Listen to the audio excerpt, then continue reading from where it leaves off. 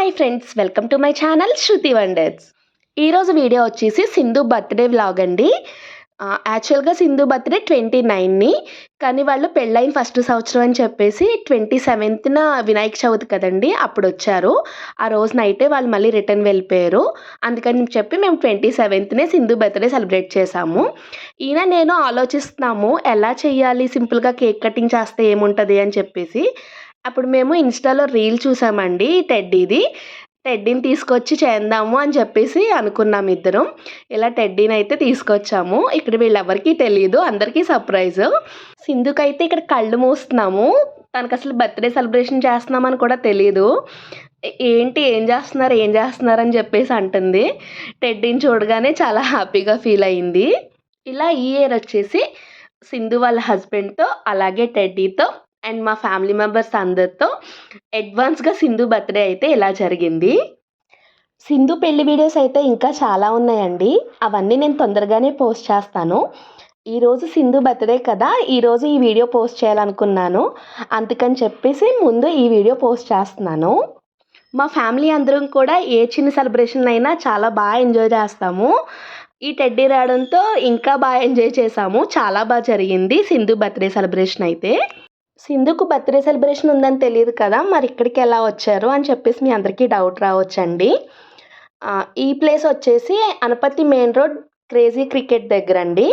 మేము క్రికెట్ ఆడడానికి అని చెప్పేసి ముందే స్లాట్ బుక్ చేసుకున్నాము. మేమందరం ఎంత బాగుంటామో మీ అందరికీ తెలుసు. కళ్యాణ్ కూడా మాకన్నా ఎక్కువ బాగుంటున్నాడు. మా ఫ్యామిలీలో చాలా బాగా సెట్ అయ్యాడండి, చాలా బాగుంటాడు. క్రికెట్ అయినా మాతో స్పెండ్ చేయాలన్నా తనకు చాలా ఇష్టము. అలా తన్నే క్రికెట్ బుక్ చేయమని చెప్పాడు. అలా క్రికెట్ బుక్ చేసుకున్నాము.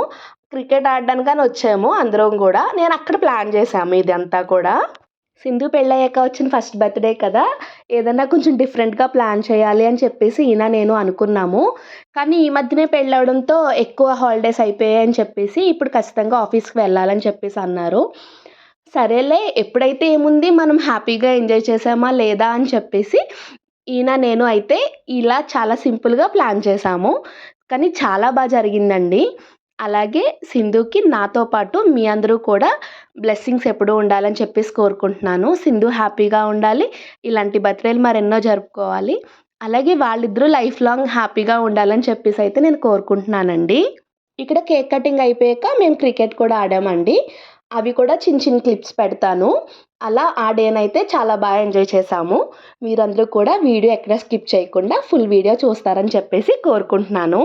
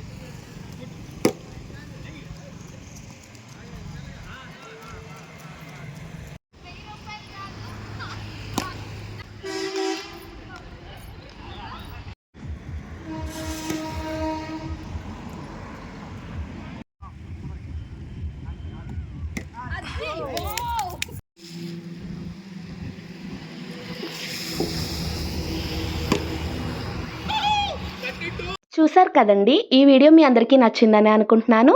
వీడియో నచ్చినట్లయితే please like, share and subscribe. See you on next video. Bye.